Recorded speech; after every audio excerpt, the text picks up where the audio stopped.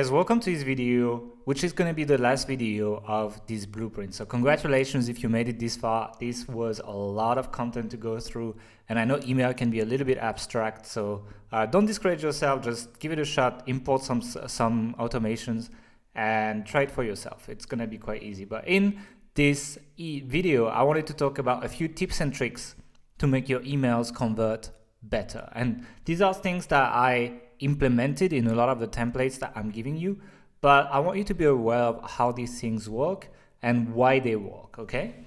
So the first thing I want to talk about is scarcity. Scarcity is massive. If you are able to implement scarcity inside your campaigns, you will make probably double or triple the sales. This is that much. It's going to increase your sales a lot.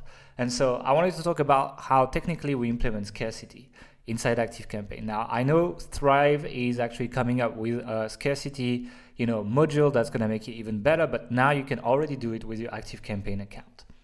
So the way it works, and I'm actually using it right now on Authority Hacker to sell Authority Hacker Pro, is that you can make an offer and then based on the tags you assign to people, change the way they are onboarded with your product. Now let's just look at a real life example. The current offer on Authority Hacker is a webinar where people can learn how to bootstrap authority sites, and that's what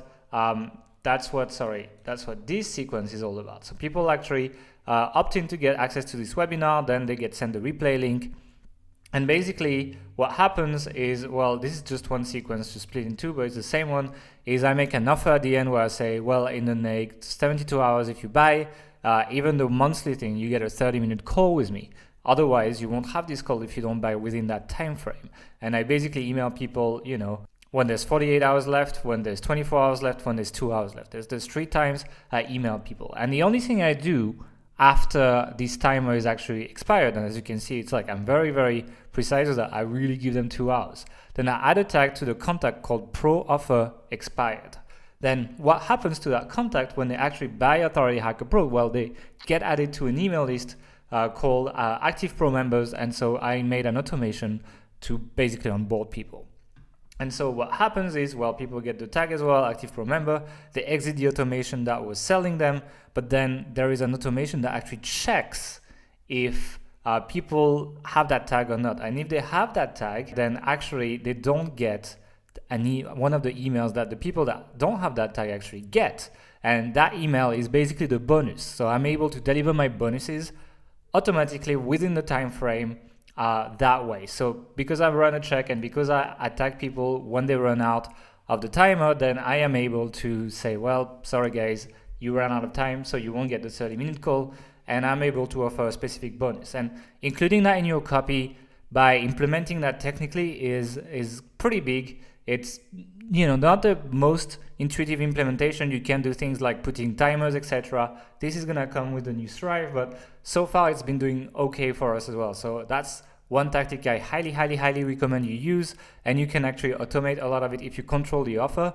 Otherwise, you can just, if you're offering bonuses for an affiliate offer, for example, you can just get people to reply to you and just check the time at which they reply, then, based on that. So implement scarcity, it's huge.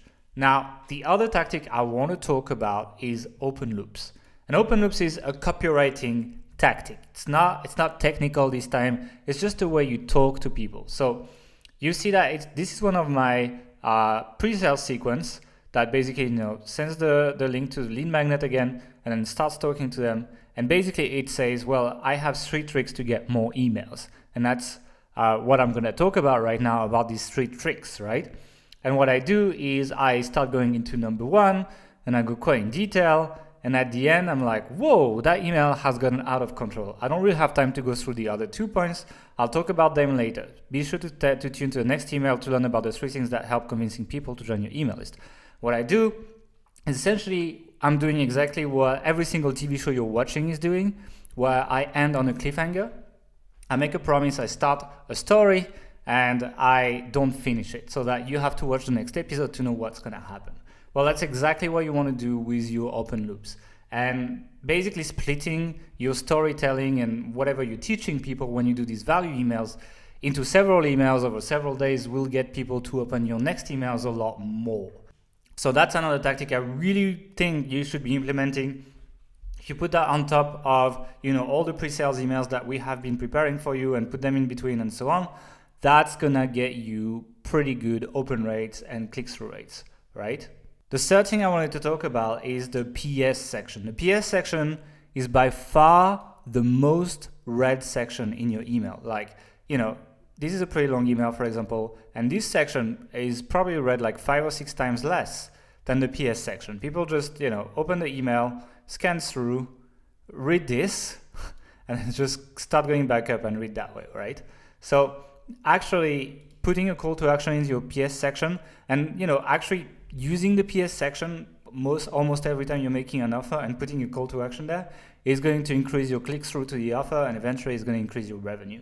So that's basically another tip I wanted to share with you. That's basically the 3 tips I wanted to talk about. And another thing that I can't really illustrate here, but I do a lot, is storytelling. Talk about yourself, actually take some time and, write emails that are like, short and interesting.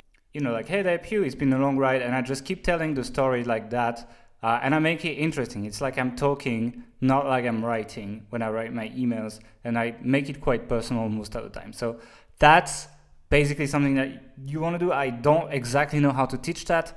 I'm going to put a list of recommended copywriting books below those, so you can actually go and check out a bunch of other resources. But that's something that you definitely want to implement in the way you write emails on top of the templates that we've given you. They definitely work together. You need a bit of both to make your email marketing work. So I hope you guys enjoyed this blueprint, and I'll see you guys next month.